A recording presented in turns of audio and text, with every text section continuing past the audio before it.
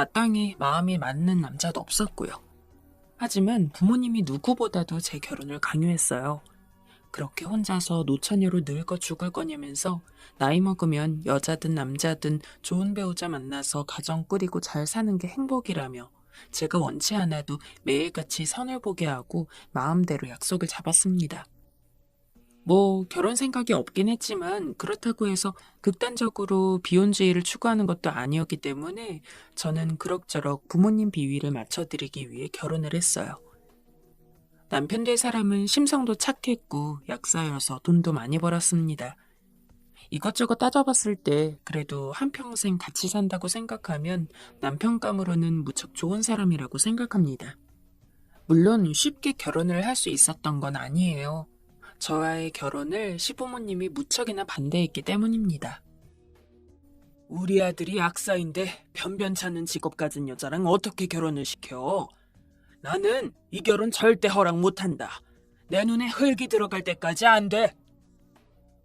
저희 부모님은 남편과 제 결혼에 적극 찬성하는 입장이었지만 그만큼 시부모님의 반대가 엄청났기 때문에 결혼하기까지 저도 남편도 참 난감했습니다. 아무리 남편을 설득하려 해도 시부모님은 남편의 이야기를 들으려 하지 않았고 제가 직접 가서 결혼을 허락받으려 하면 더더욱 화를 내셨죠. 어디 우리 아들을 잡아먹으려 하냐면서요. 그나마 남편이 저랑 결혼을 꼭 해야겠다고 단식 투쟁을 안 했으면 아마 몇 년이 지나도 결혼 허락받긴 힘들었을 겁니다. 시부모님도 남편이 그렇게까지 나오니 어쩔 수 없이 결혼을 허락했지만 여전히 제가 마음에 안 든다는 눈치였죠. 인사 한번 드리러 가면 의도적으로 저랑 눈을 마주치지 않았습니다. 예쁜 우리 아들, 이거 먹어라. 많이 먹어야 건강하게 일할 수 있지. 같이 식사라도 하면 제 앞에 있는 맛있는 음식들을 의도적으로 남편 쪽에다 밀어놓는 등 사실 그 행태 자체는 참 유치했지만 그래도 시부모님이 계속 결혼을 반대하셨다는 걸 알았기에 아무 말 안 하고 이해했습니다. 하지만 그런 저일지라도 시부모님이 친정부모님을 깔보는 것은 조금 참기 힘들더라고요. 참고로 저희 아버진 굉장히 구두쇠입니다. 젊을 적부터 돈 쓰는 법을 모르셨고 최소한의 생활비를 빼면 무조건 저축만 하시는 분이었어요. 당연히 어머니와 결혼했을 때도 마찬가지였죠. 어머니 성격도 명품 같은 거 잘 안 사시고 안 좋아하는 분이라 두 분은 겉만 보면 그냥 평범한 가정에서 살고 있는 아줌마 그리고 아저씨처럼 보였어요. 그에 반해 시부모님은 해장국집을 하고 계셨는데 장사가 꽤 잘 되는지 그래도 어지간한 집보다는 나름대로 잘 사는 편이었습니다. 겉으로 보기에도 그런 티를 냈고요. 그런데 저희 상견례 날에 시부모님, 특히 시어머니가 아주 작정했는지 손이며 팔이며 귀에 온갖 장신구들을 잔뜩 달고 옷도 잘 모르지만 명품처럼 보이는 걸 입고 오셨어요. 시아버지도 꽤 깔끔하게 값이 나가 보이는 옷을 입고 오셨는데 그에 반해 저희 부모님은 그냥 평소 입는 옷에 비해 조금 더 깔끔한 차림을 하고 있을 뿐이었습니다. 그런 저희 부모님을 보던 시어머니가 위에서 아래로 저희 부모님을 훑더라고요. 아무리 돈이 없어도 그렇지 상견례인데 아휴 꼴이 저게 뭐람? 그러더니 다 들리는 혼잣말을 하고는 상견례가 진행되는 내내 저희 부모님이 뭐라고 한마디만 하시면 아유 사돈이 뭘 모르네. 그냥 우리가 알아서 할 테니까 따라오기나 해요. 라는 식으로 말하며 철저히 저희 부모님께 무언을 줬습니다. 그 자리에서 화가 안 났다면 거짓말이죠.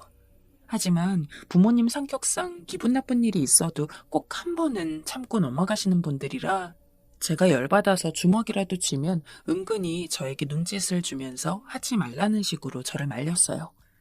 솔직히 누가 봐도 자기네들이 돈이 더 많아 보이니까 유세 떠는 걸로밖에 보이지 않았죠. 아까 말했듯이 저희 부모님, 특히 아버지가 구두쇠인 건 맞습니다. 그래서 혼수 같은 것도 제가 번 돈으로 샀고 집에서 한 푼 도와준 거 없어요. 하지만 살면서 부모님 덕분에 배우고 싶은 것도 배우며 살았고 부족함 없이 살았습니다. 저희 부모님이 결혼 비용에 대해 저를 도와주지 않은 건 제가 조금 더 스스로 자립하여 살 수 있길 바라기 때문이지 정말 필요한 곳에서 돈을 아끼시는 분들은 아니었습니다. 아니, 근데 시부모님은 아무것도 모르면서 그저 근검절하게 생활화되어 있을 뿐인 저희 부모님을 저렇게 낮게 보고 남편은 참 마음에 들었지만 시부모님이 정말 별로였어요. 심지어 저희 부모님을 무시한 건 상견례 날뿐만이 아닙니다. 그 이후로도 결혼을 하고 나서 어쩌다 한 번씩 시부모님을 뵐 때가 있으면 괜히 저희 부모님을 생각해주는 척 하면서 무시하는 발언들을 참 많이 했어요. 아까 말했던 것처럼 시부모님은 식당 일을 하는데 들어보니까 시어머니가 사장이더라고요. 그걸 가지고 저희를 볼 때마다 어찌나 자랑을 하는지 말끝마다 내가 사장이라서를 맨날 붙였습니다. 그래도 그냥 본인 자랑만 하고 마시는 분이었다면 제가 그렇게까지 화나지 않았을 겁니다. 어느 날 갑자기 저한테 연락이 와선 어머님 무슨 일이세요? 하고 대꾸를 했더니 뜬금없이 저한테 사부인 뭐 하시니? 집에만 계시면 심심하시고 건강에 오히려 더 안 좋아. 차라리 식당에서 일하시면 내가 월급도 많이 주고 할 테니까 여러모로 좋지 않을까? 한번 말씀드려보렴. 라고 하더라고요. 저희 어머니 일 안 하시는 건 맞지만 일을 안 해도 돼서 안 하는 겁니다. 아니, 일을 안 해도 충분히 먹고 살 수 있을 만큼 여유가 있는데 왜 굳이 일을 해야 하나요? 근데 시어머니는 저희 어머니가 못 산다는 것을 거의 확정지으면서 아주 거드름을 피우며 저희 어머니를 부려먹을 생각이 만만했습니다. 당연히 처음에는 제가 저희 어머니 일 굳이 안 하셔도 돼요. 마음만 감사히 받을게요. 하고 막았습니다. 그런데 그 이후에도 어쩌다 저렇게 마주칠 일이 있으면 그래도 다시 생각해봐. 내가 사돈인데 월급 제대로 안 챙겨줄 것 같아? 저번에 보아하니까 사돈 댁 형편이 썩 좋진 않아 보이던데. 어머, 아유, 기분 나쁜 건 아니지? 그냥 내가 보기에 그렇다는 거야. 라며 은근히 저희 어머니를 무시했어요. 이게 지금 글로는 잘 표현이 안 되는데 누가 봐도 본인이 우위에 서서 저희 어머니를 골탕 먹이려는 게 분명했습니다. 그런 상황을 몇 번 겪으니까 제가 참을 수 없더라고요. 차마 남편에게 이야기하기도 좀 그랬어요. 평소에도 남편은 시부모님에 대한 저의 투정을 많이 들어줬고 그럴 때마다 자기가 미안하다며 부모님, 특히 어머니가 성격이 너무 세서 자기도 어떻게 할 수 없다고 이야기한 적이 많았습니다. 그런 상황에서 아무 잘못 없는 남편한테 더 뭐라고 하기도 그렇고 결국 저는 그동안 시어머니에게 들어왔던 모든 이야기들을 어머니에게 이야기하기로 마음을 정했습니다. 우리 딸 무슨 일이야? 엄마, 나 자꾸 어머님이... 그런데 어머니 목소리를 듣는 순간 왈칵 눈물이 나더라고요. 시어머니 앞에선 꼭 참았지만 사랑하는 어머니를 계속 무시하고 아래로 보는 시어머니의 행태가 제 안에서 계속 상처로 굶어왔던 모양이었습니다. 말을 채 끝마치지도 못하고 엉엉 우는 저를 어머니가 어르고 달랬어요. 그의 코를 훌쩍거리면서 시어머니가 어머니에 대해 뭐라고 이야기했는지를 전부 이야기했죠. 가게에서 일하러 오라는 말 역시 함께요. 사실 그런 말들을 전하면서도 마음이 찢어졌습니다. 어머니의 딸로서 제가 다 막을 수 있었다면 좋았을 텐데 아무런 힘이 없어 이렇게 불쾌한 이야기까지 어머니에게 전해야 한다는 사실이 원망스러웠습니다. 저희 어머니 평생 본인 입을 옷은 안 입고 본인 먹을 것도 안 먹으면서 저에게만 돈 쓰신 분입니다. 자신의 행복보다 제 행복이 더 중요하다면서 어떤 일이 있어도 저를 늘 우선으로 생각해 주신 분이 어머니예요. 어머니도 살면서 분명 여러 번 힘든 일이 있었을 텐데 어머니는 언제나 제가 힘들어할 때마다 저를 달래주었지 어머니가 누군가에게 힘든 것을 토로하는 일은 단 한 번도 보지 못했습니다. 그렇게 저에게는 소중한 어머니인데 아무것도 모르는 시어머니가 어머니를 좋지 않게 보니 제 마음이 얼마나 서러웠겠습니까? 에휴, 내가 사돈이 자꾸 그렇게 구는 거 불쾌했지만 너 생각해서 참았는데 너한테까지 그런 식으로 굴고 그러는 건 내가 못 참겠다. 일단 전화 끊어봐. 내가 사돈한테 연락해서 그 잘난 놈의 식당 출근하겠다고 이야기할 테니까. 월급 많이 준댔으니 어디 얼마 주는지도 두고 보고. 어머니는 제 말에 화가 많이 나신 모양이었습니다. 바로 전화를 끊고 시어머니에게 전화를 해서 출근하겠다 말한다는데 저는 당연히 어머니를 말렸어요. 누가 봐도 시어머니가 어머니를 부려먹으려고 하는 게 분명한데 왜 굳이 어머니가 그런 걸 다 알면서 본인 발로 직접 식당에 가야 하는지 이해하지 못했죠. 하지만 어머니는 자기가 다 생각이 있다면서 저는 지켜만 보고 있으라고 하더군요. 아주 잠시라도 시어머니가 원하는 대로 어머니가 행동하는 것이 싫었지만 어머니를 믿었기에 알았다고 했습니다. 전화를 끊고 시간이 지났는데 어머니가 시어머니에게 정말로 출근한다고 이야기를 했는지 시어머니가 저에게 전화를 하더군요. 그래, 나다. 아가, 네가 잘 말해준 모양이구나. 잘 생각했어. 사돈도 나이 먹었다고 그렇게 집에만 있으면 안 돼. 돈 벌어서 변변찮아도 명품 하나 정도는 갖고 있어야 면이 서지. 내가 앞으로 사돈 많이 도와줄 테니까 넌 걱정 말아라. 어머니가 어떤 생각을 갖고 있는지는 모르겠지만 부디 저 시어머니의 콧대를 납작 눌러줄 만한 어떤 비책이 있기를 간절히 바랐습니다. 그리고 며칠 뒤 어머니가 처음으로 시어머니 가게에 출근을 하는 날이었어요. 혹시나 어머니가 또 무시당할까봐 저도 가게 사정을 보러 간다는 핑계로 시어머니 가게 근처에 미리 와 있었죠. 어쩐지 긴장되는 마음으로 가게에서 시어머니와 함께 기다리는데 저기 멀리서 웬 삐까뻔쩍한 차 한 대가 골목으로 들어오더라고요. 저희가 사는 곳이 그렇게 사람 북적거리는 동네가 아니고 다들 그냥저냥 검소한 생활을 주로 하는지 비싼 차를 거의 본 적이 없는데 지금까지 봤던 것 중에서 제일 값이 나가는 차였습니다. 차 종류를 잘 모르는 저조차도 알 만큼 유명한 차종이었죠. 그 브랜드 중에서도 가장 고급 모델이었어요. 공교롭게도 그 벤츠는 저희 시어머니 가게 바로 근처에 세워졌습니다. 운전석에서는 양복을 입은 엄청 잘생긴 젊은 남자가 나왔고 그 남자는 바로 뒷좌석으로 가 문을 열었습니다. 누가 봐도 부잣집 느낌이 물씬 나서 대체 저런 차에선 누가 내리나 지켜보고 있었는데 세상에 차에서 내린 사람은 저희 어머니였습니다. 시어머니도 저도 깜짝 놀랐어요.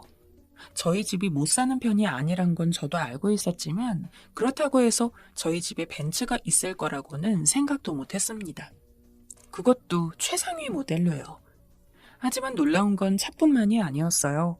운전기사의 도움을 받아 차에서 내린 어머니는 머리부터 발끝까지 명품으로 도배를 해놓은 상태였죠. 샤넬, 구찌, 에르메스, 디올.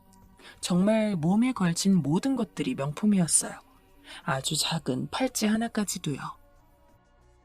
사모님, 도착했습니다. 게다가 대체 저 잘생긴 기사는 누구인지. 당연한 이야기지만 저희 집에 운전기사 같은 건 없습니다. 아버지도 어머니도 운전하는 일이 있으면 거의 10년 전에 산 한국산 차를 직접 몰고 나갔어요. 딸인 저도 놀랄 정도였는데 시어머니는 어땠겠습니까? 시어머니도 저희 어머니 기를 죽이려고 했는지 평소보다 훨씬 더 꾸미고 나왔는데 명품 좀 아는 사람들이 보면 한눈에 차이 날 정도로 저희 어머니가 걸친 물건들이 압도적으로 비쌌습니다. 아, 여기가 사돈 가게구나. 생각보다 작네요. 저희 어머니는 아예 이날을 기회 삼아 저희 시어머니를 짓밟으려는지 처음 말을 꺼내자마자 인사도 없이 가게가 작다는 이야기부터 했습니다. 평소 시어머니 성정이라면 화를 내도 진작 냈어야 할 텐데 누가 봐도 저희 어머니가 본인보다 압도적이니 부들부들 떨면서도 아무 말도 하지 못하더라고요. 새빨개진 시어머니 얼굴이 이 사태가 얼마나 본인에게 당황스러운지를 여실히 알려주었어요. 어머니는 구두 소리를 또각또각 내면서 시어머니에게 다가와 선글라스를 벗었어요. 내 사돈이 친히 나를 챙겨준다고 해서 대체 월급을 얼마나 줄까 그게 궁금해서 와봤는데 지금 보면 사돈이 날 월급 주는 게 아니라 내가 사돈 월급을 줘야 할 것 같은데. 어머, 지금 입고 있는 그 재킷 짝퉁 아니에요? 내가 얼마 전에 백화점 가서 똑같은 옷을 샀는데 이상하게 사돈 거는 무늬가 좀 다른 것 같아서. 아유, 근데 사돈 성격에 설마 그런 걸 샀겠어? 그렇죠? 내가 아직 그 옷을 제대로 안 입어봐서 잘 몰랐나 보다. 시어머니가 뭐라고 대꾸하기도 전에 어머니는 가게 안으로 들어갔습니다. 그러더니 카운터도 한번 손으로 쓱 쓸어보고 부엌에도 들어가보고 손님이 앉는 자리도 체크하더군요. 시어머니는 아무 말도 못하고 어머니 뒤를 따라 들어갔고요. 가게 일을 하러 온 게 아니라 무슨 감사를 나온 것 같았어요. 저는 뒤에서 힘겹게 웃음을 참고 있었고요. 한참을 가게를 훑어보던 어머니는 선글라스를 벗어서는 머리에 쓰더니 시어머니에게 이 가게 얼마예요? 저한테 파실래요? 한 5억 정도면 인수할 수 있으려나? 라며 약을 올렸습니다. 그리고는 자연스럽게 앉아서 일단은 내가 여기서 일할 거면 가게 음식을 먹어보는 게 도리가 아니겠어요? 아직 내가 직원은 아니니까 손님이라고 생각하고 한 그릇만 내와봐요. 라며 시어머니를 부려먹었습니다. 여기서 제일 통쾌했던 것은 시어머니가 그런 말들을 듣는 와중에도 저희 어머니에게 그 어떤 말도 못하고 시키는 대로 다 했다는 점이었어요. 이거 뼈다귀 해장국 팔아서 뭐 남아요? 내가 살면서 음식 장사를 해본 적이 없어서. 잘은 몰라도 이런 장사는 고생하는 것에 비해 남는 게 없지 않아요? 아유, 근데 아무리 생각해도 걱정이 되네. 내 월급은 줄 수 있으려나? 사돈이 그랬다면서요. 월급을 섭섭치 않게 챙겨준다고.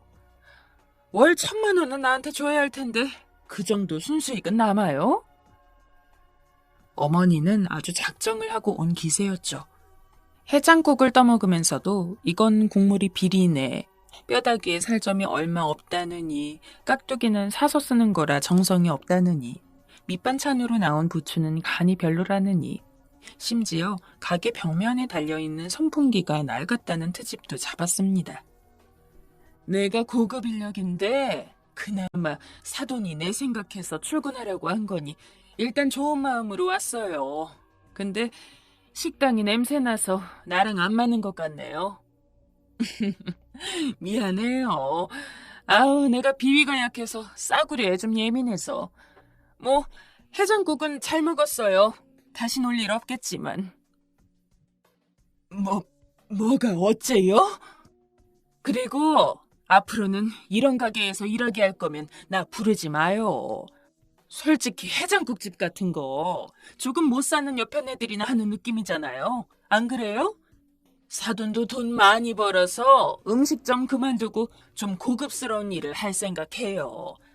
내가 사돈 걱정돼서 말하는 거란 건 알죠? 아니, 사돈, 무슨 말을 그렇게 하십니까? 지금 저 무시하는 겁니까? 아니, 무시는 무슨 무시예요? 다 사돈 생각해서 그러는 겁니다.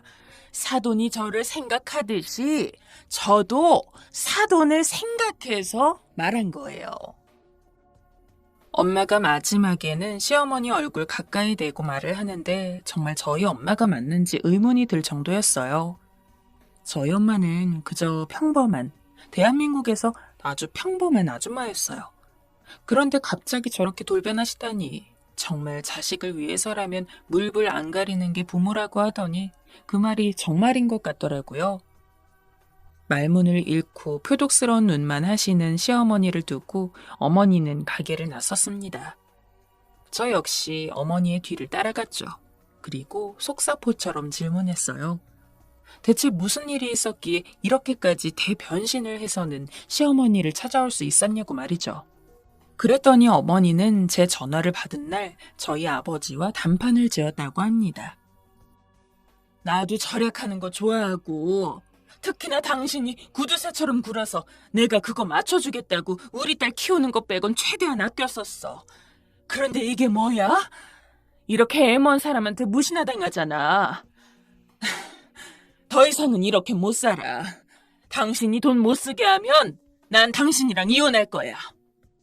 구두쇠인 아버지도 어머니가 그렇게까지 나오니 알겠다고 하고 두 손 두 발 다 든 모양입니다. 저희 아버지는 경기도에 있는 30년 된 아파트에 살고 있었는데 그 아파트 말고도 땅이며 건물을 여러 가지고 있었다고 해요.